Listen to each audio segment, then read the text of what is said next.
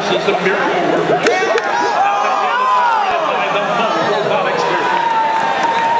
They're able to score on the top deck. The Leopards are able to score as well for the Red Alliance. We're tied up 6 apiece at the end of the first period. Teleoperated period now underway.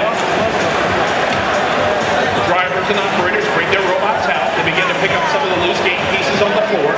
Now they go back and maneuver themselves in position.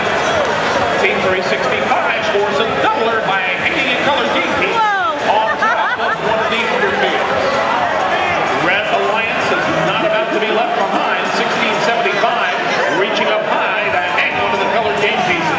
Their Alliance partner, Team 57, go at Leopards. They're over there and they hang one as well.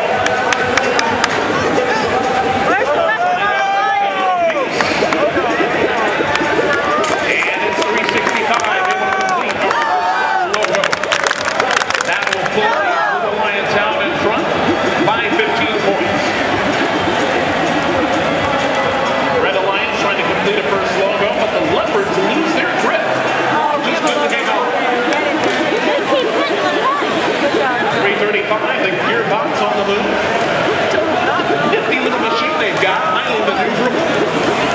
Able to score at just about any level.